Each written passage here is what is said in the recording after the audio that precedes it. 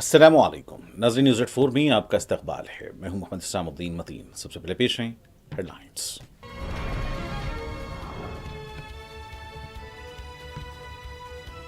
पाकिस्तान की खुफिया agency ISI के लिए जासूसी करने वाला महेंद्र प्रसाद गिरफ्तार, अदालत में पेश।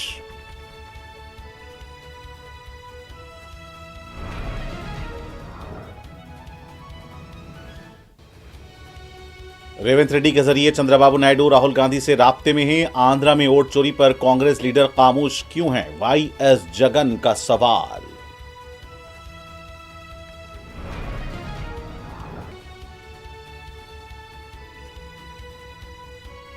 कांग्रेस के अंदर भी राहुल गांधी की क़यादत पर सवाल उठते हैं। बीजेपी लीडर अनुराग ठाकुर का इंकशाफ। जयपुर में इलेक्शन कमीशन के खिलाफ कांग्रेस की रैली।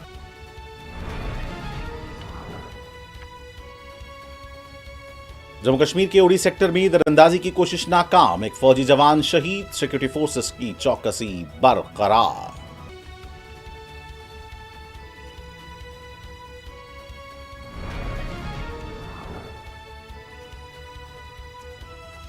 रियासत तेलंगाना के बेशतर अजला बशमूल हैदराबाद में वक्फे वक्फे से बारिश। आइंदा 36 घंटों तक बारिश जारी रहने की पेश कयासी। नशेबी इलाके ज़ेर आब।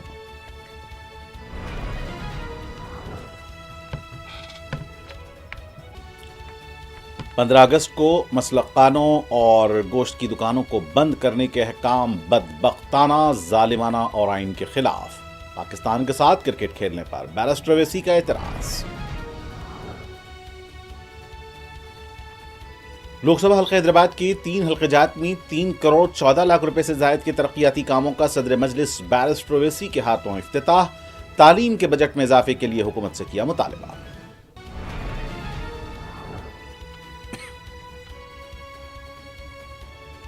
राजस्थान में दिलकरार सड़क हादसा, यात्रियों की गाड़ी ट्रक से टकरा गई, 10 अफराद हलाक।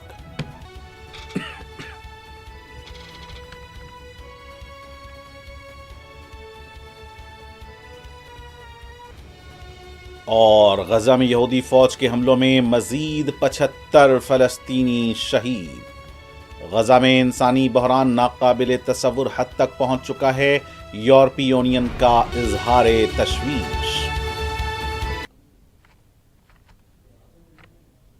और पेश खबरें तफसील से।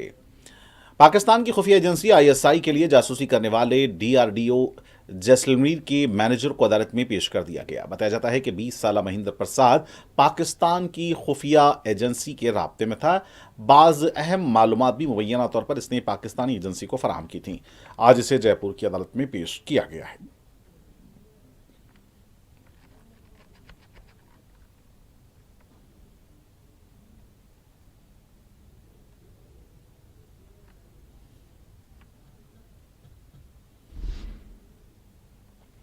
आंध्र प्रदेश के साबिक वजीर आला जगन मोहन रेड्डी ने इंकशाफ किया है कि चंद्रबाबू नायडू रेवंत रेड्डी के जरिए हॉटलाइन पर राहुल गांधी से राब्ते में हैं। मीडिया से बात करते हुए जगन मोहन रेड्डी ने यह भी कहा कि जब राहुल गांधी वोट चोरी की बात करते हैं तो फिर आंध्र प्रदेश में वोटों की धांधलियों पर बात क्यों नहीं करते। आंध्र प्रदेश की हालिया लोकसभा और असेंबली के इंतखाबात में भारी तादाद में वोटों की हेरफेर हुई है। उनका यह भी सवाल था कि राहुल गांधी अरविंद केजरीवाल के बारे में बात नहीं करते जो इलेक्शन हारे हैं।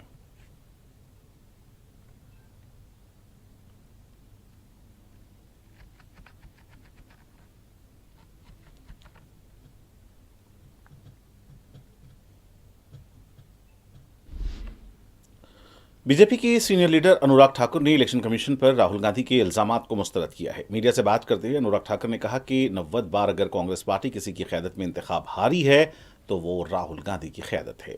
मीडिया से बात करते हुए अनुराग ठाकुर ने कहा कि कांग्रेस के अंदर भी राहुल गांधी की क़यादत पर सवाल उठ खड़े होते हैं। जब वो इलेक्शन हारते हैं तो ईवीएम पर सवाल उठाते हैं और अब वोटर्स पर ठेकरा फोड़ा जा रहा है।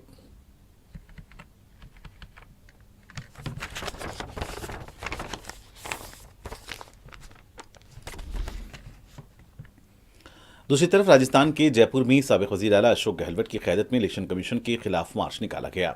इस मौके पर मीडिया से बात करते हुए अशोक गहलोत ने कहा कि मल्लिकार्जुन खड़गे, राहुल गांधी, शरद पवार, अखिलेश यादव और प्रियंका गांधी ने दिल्ली से जो पैगाम दिया है वो पूरे मुल्क में जा रहा है। एक हल्के में 1 लाख से ज्यादा वोट चोरी हो जाएं, ये बदबख्ताना बात है।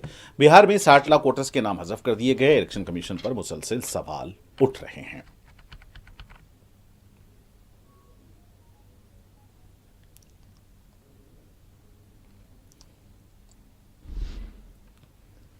शुमाली कश्मीर के जिले बारामूला के उड़ी सेक्टर में लाइन ऑफ कंट्रोल एलओसी पर झड़प में एक फौजी शहीद हुआ है। हुकाम ने बताया कि तरफेन के दरमियान उड़ी सेक्टर के चरिंदा इलाके में रात के 3:30 बजे गोलियों का तबादला हुआ। उन्होंने कहा कि इस एनकाउंटर में एक फौजी जवान जख्मी हो गया, जो बाद में जख्मों से जांबार न हो सका। ताहम ये फौरी तौर पर मालूम नहीं हो सका कि आया ये बॉर्डर एक्शन टीम BAT हमला था या दरअंदाजी की कोशिश थी, जिसको नाकाम बना दिया गया।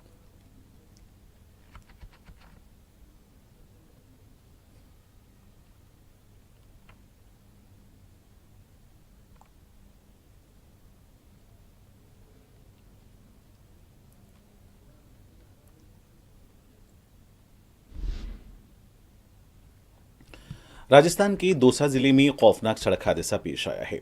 काटोश्याम मंदिर से दर्शन करके वापस हो रहे अकीदतमंदों की पिकअप गाड़ी ट्रक से टकरा गई, जिसमें 10 अफराद की मौत हो गई, जबकि 9 दीगर जख्मी हो गए। मरने वालों में 7 बच्चों समेत 3 खवातीन शामिल हैं। जराये से मिली इत्तला के मुताबिक सभी महलूकीन खाटोश्याम दर्शन के लिए गए थे। दर्शन करके वापस आने के दौरान अकीदतमंदों का पिकअप ट्रक दौसा में हादसे का शिकार हो गया। हादसे में पिकअप में सवार 7 बच्चों की मौत हो गई और 3 खवातीन की भी जान चली गई। इस हादसे में जान गंवाने वाले सभी महलूकीन उत्तर प्रदेश के ईटा के रहने वाले थे। मकामी लोगों ने इत्तला देते हुए बताया कि आज सुबह अकीदतमंदों का पिकअप ट्रक खाटोश्याम की तरफ से आ रहा था। इसी दौरान दौसा में एक बड़े ट्रक से टकरा गया। टक्कर इतनी शदीद थी कि पिकअप के आगे का हिस्सा पूरी तरह से तबाह हो गया। कई मुसाफिर गाड़ी में फंस गए, जिन्हें सख्त मशक्कत के बाद निकाला जा सका। हादसे के बाद सड़क पर लंबा जाम लग गया, जिसे पुलिस ने बड़ी मशक्कत के बाद खाली कराया।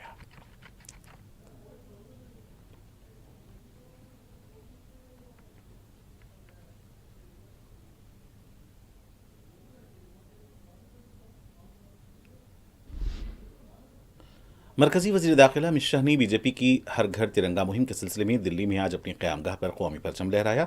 वजीर दाखिला की अहलिया भी इस मौके पर मौजूद थी। बीजेपी के कई सीनियर कायदीन, मरकजी वज़रा, रियासतों के वज़राए आला ने भी अपनी क़यामगाहों पर कौमी परचम लहराए हैं।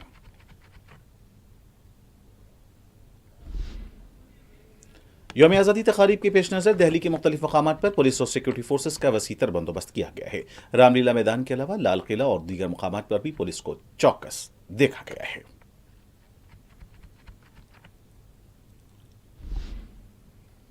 साबिक क्रिकेटर सुरेश रैना आज दिल्ली में इन्फोर्समेंट डायरेक्टरेट के दफ्तर में पेश हुए। बेटिंग ऐप के सिलसिले में सुरेश रैना से इन्फोर्समेंट डायरेक्टरेट पूछताछ कर रही है।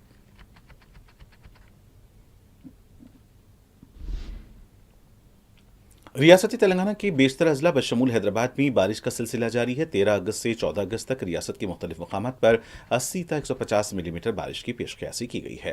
रंगारेड्डी, नलगुंडा, सूर्यापेट, महबूबाबाद, संगारेड्डी, भोनगिर, नागर कर्नूल में भी सुबह से शदीद बारिश की तल्लात हैं। हैदराबाद में भी सुबह 11 बजे के बाद से बारिश का सिलसिला चल पड़ा है। श्रीलंगमपल्ली, पटनचेरू, मियाँपुर, कोकटपल्ली, शेखपेट, हफीजपेट, खुतबुल्लापुर, टोली चौकी, मेहदीपट्टनम, नामपल्ली, मल्लेपल्ली, अत्तापुर, राजेंद्र नगर, चंद्रायनगुट्टा, बारकस, हुसैनी आलम, याकूतपुरा, मलकपेट, दिलसुख नगर, चैतन्यपुरी, उप्पल, सिकंदराबाद और दूसरे इलाकों में कहीं तेज तो कहीं हल्की बारिश हुई है। हैदराबाद के पुराने शहर में बारिश की रफ्तार तेज देखी गई। कई मुकामात पर पानी जमा देखा गया। स्कूली तलबा पानी में खेलते हुए देखे गए। आने वाले 36 घंटों में शदीद बारिश की पेशकयासी के पेश नजर इंतजामिया को चौकस कर दिया गया है।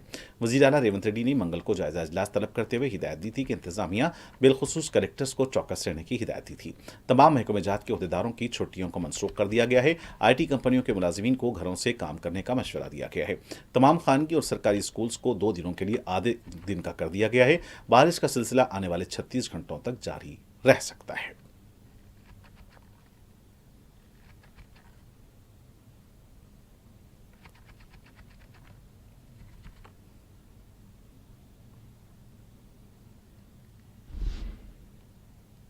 शहर में जारी मुसलसल बारिश की वजह से चार मीनार के पास कारोबार करने वाले हॉकर्स और छोटे ताजरीन को मुश्किलात का सामना करना पड़ा है। आज सुबह 11 बजे से बारिश का सिलसिला जारी है। कारोबार पूरा ठप देखा गया। चार मीनार के आसपास पानी भी नजर आया।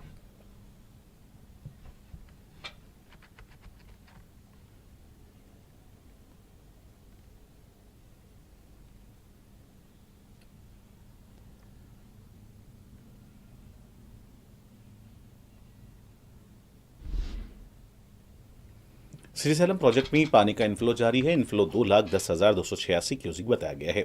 इनफ्लो को देखते हुए प्रोजेक्ट के 6 दरवाजे खोले गए हैं। प्रोजेक्ट से पानी के खराज पर चौकसी भी बरती जा रही है। नशेबी इलाकों के अवाम को भी चौकस रखा गया है।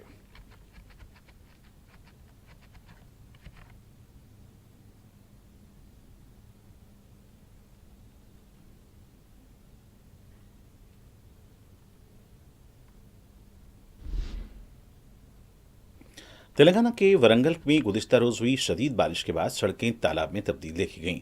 हंटर रोड का एक वीडियो मंजर आम पर आया है जिसमें सड़क के दोनों हिस्से ज़ेरे आब देखे गए। वरंगल के दीगर इलाकों में भी अभी भी शहरी इलाकों में पानी जमा है। आवाम को काफ़ी मुश्किलात का सामना करना पड़ रहा है।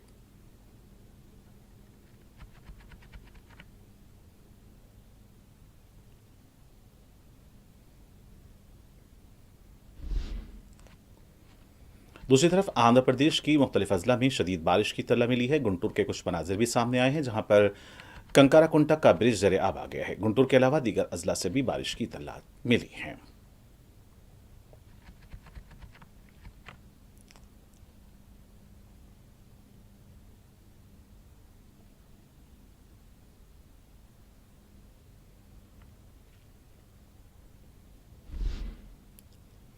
नागर कर्नूल जिले के पदगतपल्ली देहात में खानगी स्कूल की बस तवाज़ुन खोकर खेत में गिर गई। बताया जा रहा है कि मुखालिफ सिम से आने वाले बाइक सवार को बचाने के दौरान यह हादसा पेश आया। इस हादसे में स्कूली तलबा मामूली तौर पर जख्मी हुए हैं। हादसे की तला मिलते ही सरपरस्त भी मुकाम वाक़या पहुंच गए थे। हादसे पर सरपरस्तों ने तशवीश का इजहार किया है।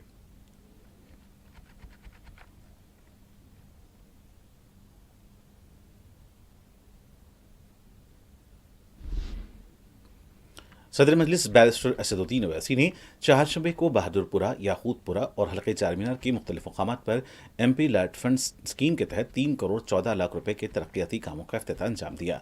सदर मजलिस ने मीडिया से बात करते हुए बताया कि बहादुरपुरा के चंदूलाल बारादरी स्पोर्ट्स कॉम्प्लेक्स में 50 लाख रुपए की लागत से असरी जिम का इफ्तिताह किया गया है। याकूतपुरा मंजूमिया तबेला में भी 50 लाख रुपए की लागत से जिम का इफ्तिताह किया गया। बैरिस्टर अवैसी ने बताया कि हल्के चारमीनार में city model Azampura number 2 school में कायम आंगनबाड़ी सेंटर का इफ्तिताह अंजाम दिया गया। मुकामी इंतजामिया की तरफ से स्कूल में कम्युनिटी हॉल की तजवीज़ रखी गई थी, जिस पर सदर मजलिस ने कहा कि इसे जल्द ही यकीनी बनाया जाएगा। बैरिस्टर अवैसी ने government boys high school Mogalpura में स्कूल की नई इमारत और लाइब्रेरी का भी इफ्तिताह अंजाम दिया। बैरिस्टर अवैसी ने बताया कि इस पर 1 करोड़ 29 लाख रुपए से जायद के मसारिफ आए हैं। उन्होंने बताया कि जुमला 3 करोड़ 14 लाख रुपए से जायद के तरक्याती काम अंजाम दिए गए हैं। बैरिस्टर असदुद्दीन अवैसी ने कहा कि शोबे तालीम के बजट को 15% किया जाना चाहिए और इस सिलसिले में हुकूमत से नुमाइंदगी की जाएगी। मुख्तलिफ मकामात पर सदर मजलिस का वालिहाना इस्तकबाल किया गया, गुलपोशी की गई। नौजवानों ने जिम के इफ्तिताह पर बैरिस्टर अवैसी से इज़हार तशक्कुर किया। इस मौके पर मजलिस के रुकन कौंसिल मिर्ज़ा अहमद बेग के अलावा कॉरपोरेटर्स इंचार्ज मजलिस हल्का चारमीनार मोहसिन बलाला और याकूतपुरा इंचार्ज यासिर अरफात भी मौजूद थे।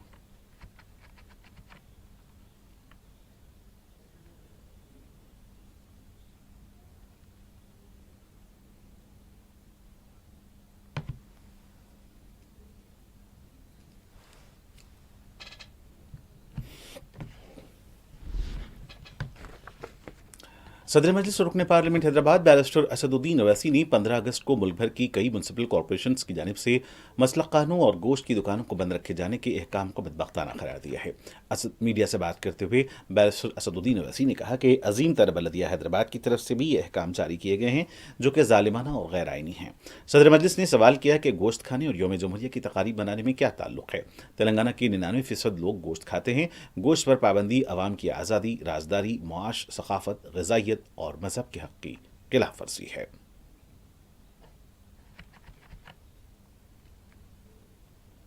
और संविधान हमने बनाकर अपने आप को क्यों दिया, राइट टू लाइवलीहुड उसमें एक फंडामेंटल राइट है।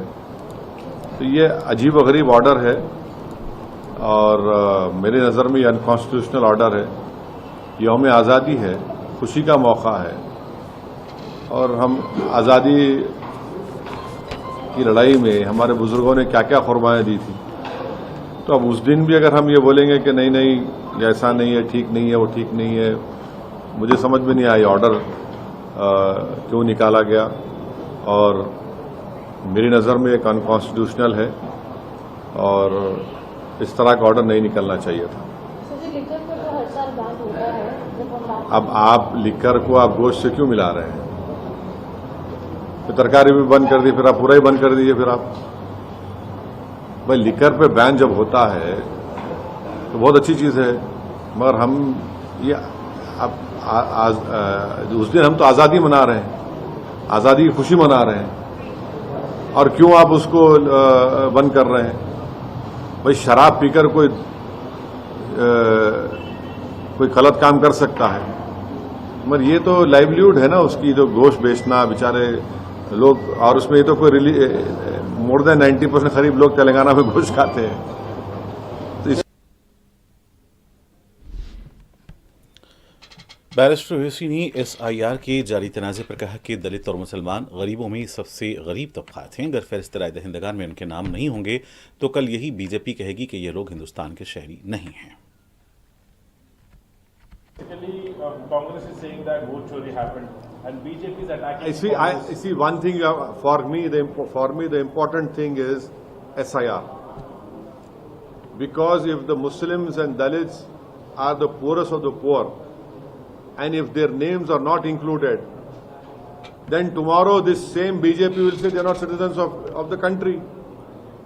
For me, SIR is important. For me, I have to ensure that all these names are included wherever, in whichever state SIR is going to be done. That is the most important and worrisome aspect for me. Because if the BLOs don't write the names and their names are not included, then their whole citizenship will be in question. For me, that is the most important thing. SIR is the most difficult thing for a poor person, especially people belonging to the Dalit and the Muslim community. No one knows how these names have been excluded.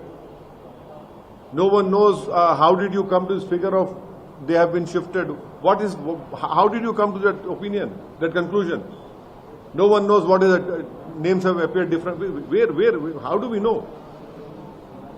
And tomorrow, even this provisional list of Bihar, when the final list comes, many names can be excluded because the ECI might say, oh, they have not given documents. I am more worried about SIR rather than all these two meme going on between these parties. Barrister Owaisi ने अमेरिकी सदर Donald Trump की तरफ से हिंदुस्तान पर 50% tariff के लुज़ूम पर कहा कि अमेरिकी सदर को यह फैसला करना चाहिए कि वो इस मुल्क से तिजारत करेंगे जो दहशतगर्दी का ताजिर है या हिंदुस्तान से जो अमेरिका का देरीना हलीफ है। वज़ीर-ए-आज़म को अमेरिकी सदर के टैरिफ लुज़ूम पर जवाब देना चाहिए।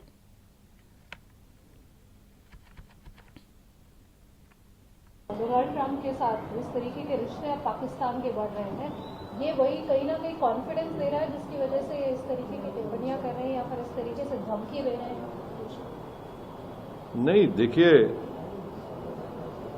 अमेरिका के प्रेसिडेंट को बात समझना चाहिए कि हमारा उनका ट्रेड जो होता है भारत का और आपके इंडिया का, वो होता है $200 बिलियन का, और पाकिस्तान का उनसे होता है $5 बिलियन का। और फिर अभी हम ट्रेड एग्रीमेंट साइन करने जा रहे हैं, उसमें यह है कि हम 500 बिलियन करेंगे। अब अमेरिका के प्रेसिडेंट को तय करना है कि वो ऐसे मुल्क से ट्रेड करेंगे जहां पर टेररिज्म एक ट्रेड है, जहां पर टेररिज्म एक ट्रेड है, और भारत आपसे एक स्ट्रेटेजिक आपका अलाई है। पिछले 20-25 साल में मुख्तलिफ गवर्नमेंट ने, चाहे वहां की यहां की, उन्होंने इस रिश्ते को मजबूत किया। तब ये उनके ऊपर मुनस्सिर है वो क्या चाहेंगे। मगर हम आपको बता रहे हैं कि ये जो 50% का ये जो लगाया उन्होंने टैरिफ लगाया है, मैं आपको जिम्मेदारी के साथ बोल रहा हूं कि सूरत में जो डायमंड बनाने वाले हैं वो बेरोजगार हो जाएंगे। पहले हमारे ऑर्डर्स कम हो गए, और मैं आपको जिम्मेदारी के साथ बता रहा हूं कि इसका इम्पैक्ट ये होगा कि तमिलनाडु का जो टेक्सटाइल बेल्ट है, ये 50% टैरिफ जो ट्रंप लगाए हैं, ये टेक्सटाइल पर, लेदर पर, footwear, James, jewellery, chemical, plastic, spices, T, coffee and shrimps, Tamil Nadu का जो टेक्सटाइल बेल्ट है वो हमारे देश का निटवेयर का सेंटर है। इससे इनके ऑर्डर्स रिड्यूस हो गए और इन पे बहुत कॉस्टिंग का प्रेशर पड़ने वाला है। हाँ, फिर आप चले जाइए, एक तो आपको बोल दिया मैं सूरत का, तमिलनाडु का। तीसरा मैं आपको बता रहा हूं कि अमेरिका ने section 232 of the trade expansion act 1962 के तहत स्टील एल्यूमिनियम पर 50% टैरिफ हो गया। हाँ, वहीं पर यूरोपियन यूनियन CBAM लगाएगा, इससे भी हमको नुकसान होने वाला है। चौथी बात आपको बता रहा हूं कि ये जो 50% टैरिफ का जो इम्पैक्ट होगा इलेक्ट्रिकल मशीनरी पर, इक्विपमेंट पर और प्रेशियस स्टोन्स एंड सेक्टर्स के ऊपर, ये हर एतबार से अच्छा। फिर आप देख लीजिए, सिर्फ जो ट्रेड है 18.29% टोटल एक्सपोर्ट हमारा इंडिया का होता है यूएस को, लार्जेस्ट एक्सपोर्ट डेस्टिनेशन इंडिया के लिए। तो फिर ये क्या हो रहा है? ये इससे तो बहुत बड़ा हमारी को तकलीफ होने वाली है। ऑयल ना लें, कौन होता है भाई ट्रंप हम ऑयल ना लें? क्या सैंक्शन है क्या? अमेरिका ने कहा कि भारत का कि आप ऑयल लीजिए इतने प्राइस कैप पर, हम ऑयल ले रहे हैं। मगर हमको तकलीफ इस बात की है कि जब ऑयल हम इतना खरीदे, वो तो जब सस्ता ऑयल मिल रहा था तो जनता को पहुंचना था मोदी गवर्नमेंट उसका फायदा। मगर ये बोल रहे कि ऑयल नहीं लेना, वो होते कौन है भैया?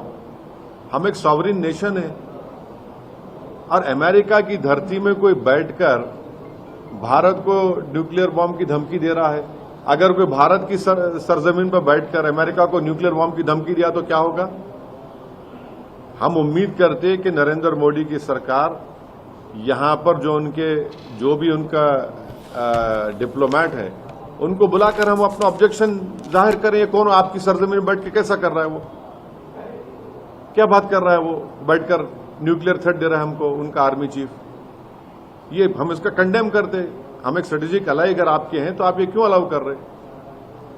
सिर्फ पॉलिटिकल स्टेटमेंट आना चाहिए नरेंद्र मोदी सरकार तरफ, खाली एमईए स्टेटमेंट आ गया है। सर, MIM जुबली हिल सीट पे लड़ेगी, कैंडिडेट उतारेगी। अरे इतनी जल्दी क्यों है आपको? अभी टाइम है ना। बैरिस्टर ओवैसी ने पाकिस्तान के साथ क्रिकेट मैच से मुताल्लिक सवाल पर कहा कि वो ऐसा मैच नहीं देखेंगे। मेरा दिल इसकी इजाज़त नहीं देता। हम ऐसे लोगों के साथ क्रिकेट खेलें जो हर रोज़ हमें धमकियां देते हैं।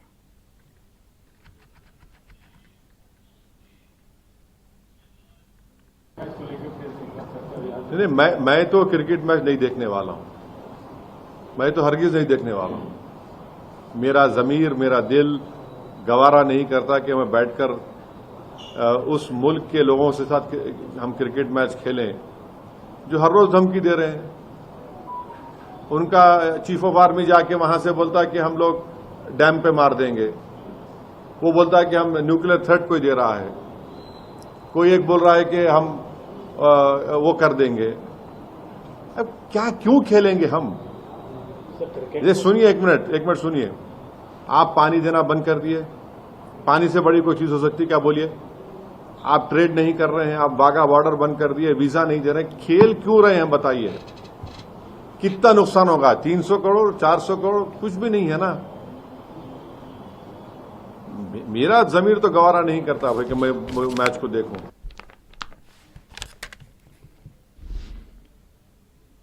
बैरिस्टर ओवैसी ने पाकिस्तान के वज़ीर-ए-आज़म शहबाज शरीफ के पानी से मुताल्लिक़ रिमार्क पर कहा कि पाकिस्तानी वज़ीर-ए-आज़म को इस तरह की अहमक़ाना गुफ्तगू नहीं करनी चाहिए। हमारे पास ब्रह्मोस है। ब्रह्मोस है हमारे पास। और फिर उनको ये भी समझना चाहिए कि उन्होंने खुद कहा कि मैं स्विमिंग कॉस्ट्यूम में था तो मुझे मालूम हुआ कि 9 एयरबेस चले गए। इस तरह की बकवास उनको नहीं करनी चाहिए।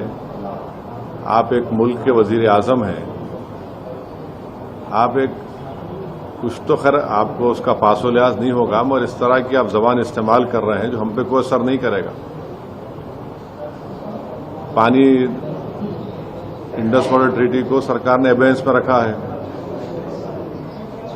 अब एबेंस में रखा है तो बजाय उसके कि आप थोड़ा तब्दीली दिखाते, आप धमकी दे रहे हैं, तो धमकी का असर कुछ नहीं होगा भारत के ऊपर। बहुत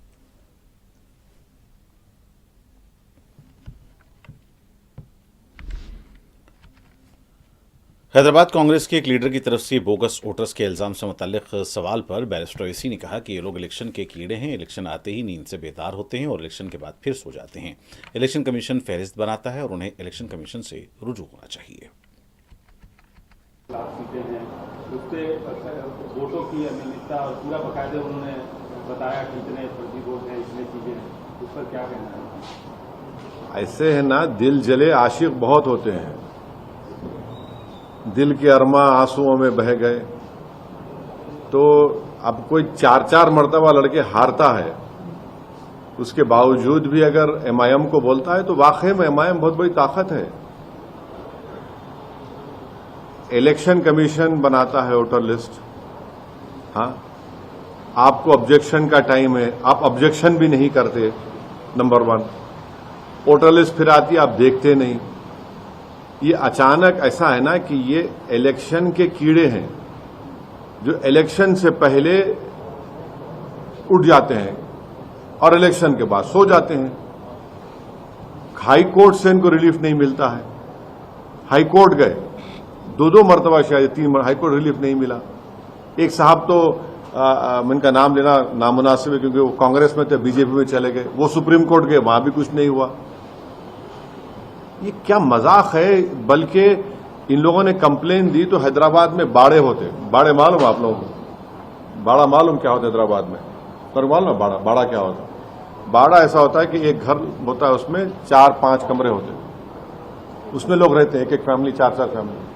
ये ही हमारे जितने हमारे ये तमाम ये दिल जले मजनू हैं, कंप्लेन दिए। जब इलेक्शन कमीशन की टीम गई, जाकर देखा तो वहां पूरे वोटर थे।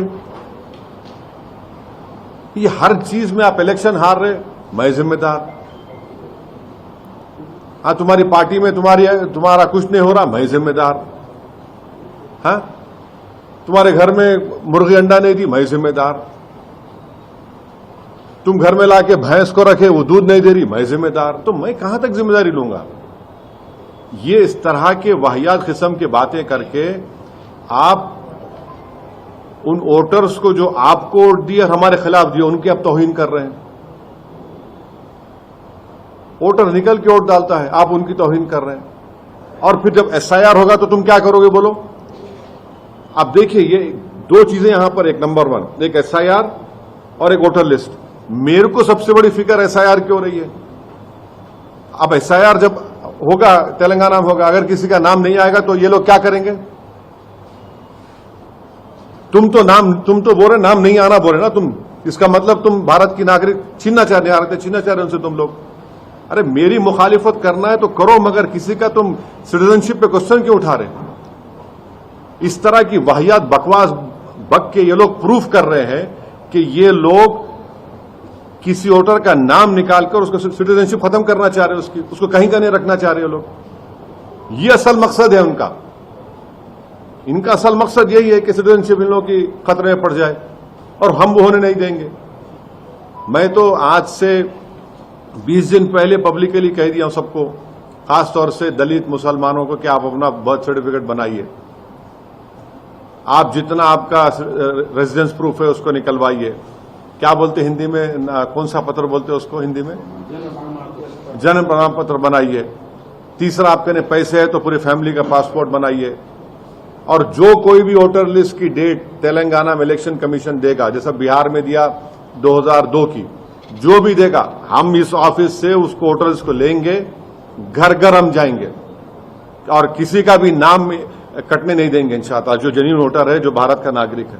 ये लोग तो इनको फिक्र ही नहीं है ना। देखिए, आदमी में एक विजन होना चाहिए, कुछ सोच होना चाहिए। आप इस तरह की बात करके तो एसआईआर से खतरा पैदा कर रहे हैं आप।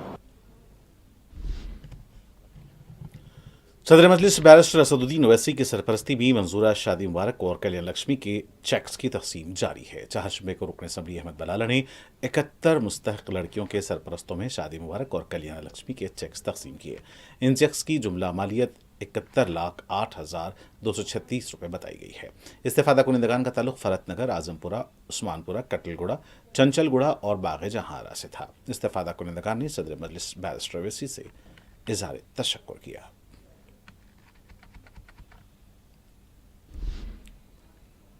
याकुतपुरा में पत्ते तोड़ने के दौरान एक शख्स नाले में गिर गया। तहम मुकाम वाक़या पर मौजूद मजलिसी रुकन असम्बली जाफर हुसैन मेराज और उनके साथियों ने बहिफाजत उसे बाहर निकाल लिया। मीडिया से बात करते हुए मुतासरा शख्स मोहम्मद गौस ने बताया कि वो पत्ता तोड़ने के लिए आया था, अचानक नाले में गिर गया, लेकिन रुकन असम्बली जाफर हुसैन मेराज और उनके साथियों ने उसे बचा लिया। गौस ने रुकन असम्बली और उनके साथियों से इजहार तशक्कुर किया। रुकन असम्बली ने मुतासरा शख्स को ताकीद की कि जान इंतहाई अहमियत की हामिल है और हमें कोई भी काम के सिलसिले में एहतियात बरतने की जरूरत है।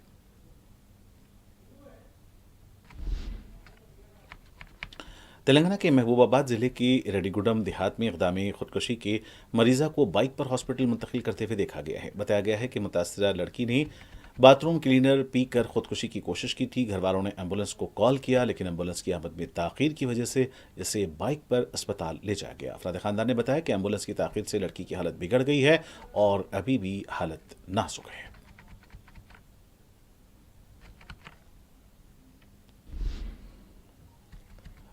तेलंगाना के मंचिरियाल जिले टांडूर मंडल नरसापुर देहात में नदियां लबरेज हो गई हैं। नरसापुर नदी भी लबरेज होकर बह रही है, जिसकी वजह से रास्ते बंद हो गए हैं। ऐसे हालात में एक हामिला खातून को रस्सियों की मदद से पानी से बाहर निकाला गया। वहां से इसे एम्बुलेंस के जरिए अस्पताल मुंतकिल किया गया।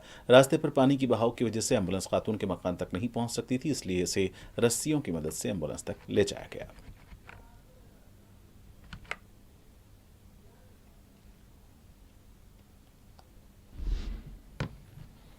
गैर कानूनी बेटिंग ऐप की तशहीर के सिलसिले में फिल्म इंडस्ट्री से वाबस्ता शख्सियतों से इन्फोर्समेंट डायरेक्टोरेट की पूछताछ जारी है। सीनियर अदाकार मोहन बाबू की दख्तर लक्ष्मण मंशू आज ईडी के रूबरू पेश हुई। लक्ष्मी से तकरीबन 3-4 घंटे तक पूछताछ की गई। मीडिया ने लक्ष्मी से सवालात किए, ताहम उन्होंने कोई जवाब नहीं दिया।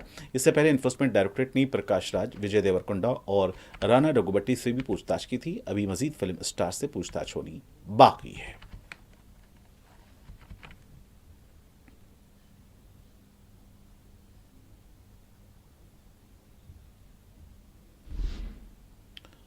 गजा पर इसराइली फौज के वहशियाना हमलों में सुबह से अब तक मजीद 75 से ज्यादा फलस्तीनी शहीद हो गए, जबकि भूख की शिद्दत से 2 बच्चों समेत 5 और फलस्तीनी जाँ भाग हो गए। ग़िज़ाई क़िल्लत से अमवात 227 तक पहुंच गई हैं, जिनमें 103 बच्चे शामिल हैं। गजा के दूसरे मकामात से भी यहूदी फौज के हमलों में फलस्तीनियों की शहादत की तलात हैं। देरुल बलाह में 7 फलस्तीनियों को शहीद कर दिया गया। वस्ती गजा में भी इमदाद के उसूल के लिए आए एक शख्स को हलाक कर दिया गया। यहूदी फौज की बदतरीन कार्रवाइयां भी जारी हैं।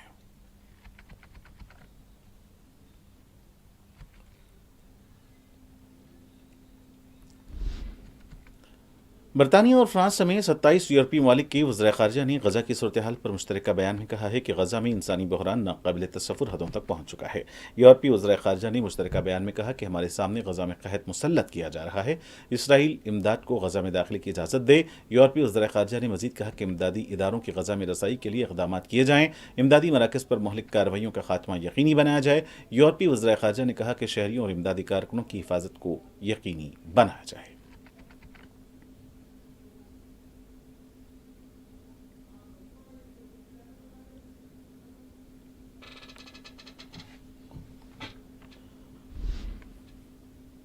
इसराइली असातिज़ा, दानिश्वरों, साबिक़ फ़ौजियों के बाद इसराइली फ़ज़ाइया के पायलटों ने भी गजा जंगबंदी का मुतालबा कर दिया।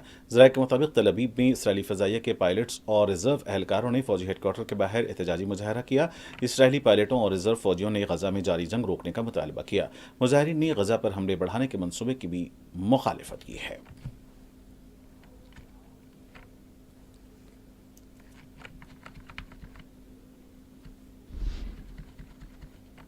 मिस्र की तरफ से एक बार फिर इत्तला दी गई है कि वो अमेरिका और क़तर के साथ मिलकर गजा में 60 दिनों के लिए जंगबंदी कराने के मंसूबे पर काम कर रहा है। ये बात मिस्र की तरफ से मंगल के रोज़ बताई गई। ये नई कोशिश जंगी फरीक़ैन पर दबाव बढ़ाने की एक नई कोशिश के तौर पर है, ताकि उन्हें जंगबंदी कबूल करने पर आमादा किया जा सके। मिस्री वज़ीर ख़ारिजा ने जंगबंदी की नई कोशिशों का जिक्र काहिरा में की गई प्रेस कॉन्फ्रेंस के दौरान किया। काहिरा से मौसूला रिपोर्ट के मुताबिक हमास के सीनियर रहनुमा खलील अल हय्या की क़यादत में जमात का एक वफ़द मिस्र पहुंचा है, ताकि गजा में जंगबंदी मुज़ाकरात पर बातचीत की जा सके।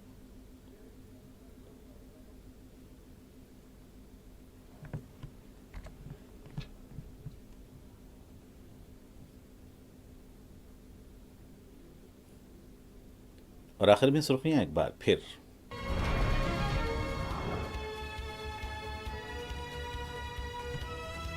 पाकिस्तान की खुफिया एजेंसी आईएसआई के लिए जासूसी करने वाला महेंद्र प्रसाद गिरफ्तार, अदालत में पेश।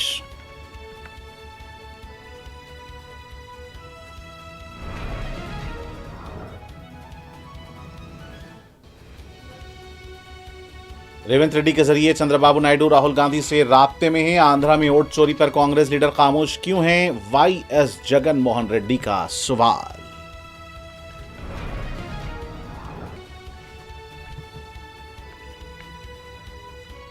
कांग्रेस के अंदर भी राहुल गांधी की क़यादत पर सवाल उठते हैं। बीजेपी लीडर अनुराग ठाकुर का इंकशाफ। जयपुर में इलेक्शन कमीशन के खिलाफ कांग्रेस ने निकाली रैली।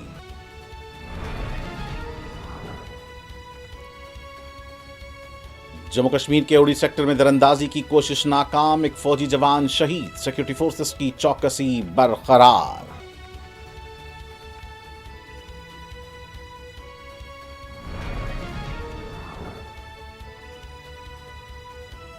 रियासत तेलंगाना के बेशतर अजला बशमूल हैदराबाद में वक्फे से बारिश। आइंदा 36 घंटों तक बारिश जारी रहने की पेश कयासी।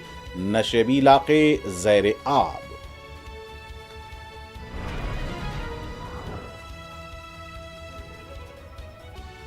पंद्रह अगस्त को मसलखानों और गोश्त की दुकानों को बंद करने के अहकाम बदबख्ताना, जालिमाना और आइन के खिलाफ।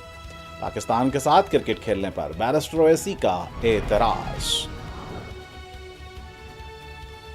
हल्के लोकसभा हैदराबाद की 3 हल्केजात में 3 करोड़ 14 लाख रुपए से जायद के तरक्याती कामों का सदर मजलिस बैरिस्टर ओवैसी के हाथों इफ्तिताह। तालीम के बजट में इजाफे के लिए हुकूमत से किया मुतालबा।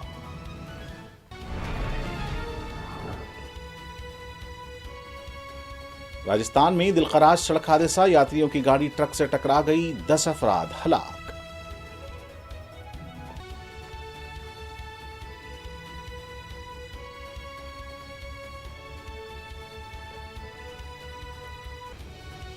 और गजा में यहूदी फौज के हमलों में मजीद 75 फलस्तीनी शहीद। गजा में इंसानी बहरान नाकाबिल तसव्वुर हद तक पहुंच चुका है। यूरोपीय यूनियन का इजहार तशवीश। और नाज़रीन, इसी के साथ न्यूज़ एट 4 का सिलसिला यहीं इख्तिताम को पहुंचता है। मुझे मोहम्मद सामुद्दीन मतीन को पूरी टीम के साथ इजाज़त। देखते रहें 4TV न्यूज़। खुदा हाफिज़।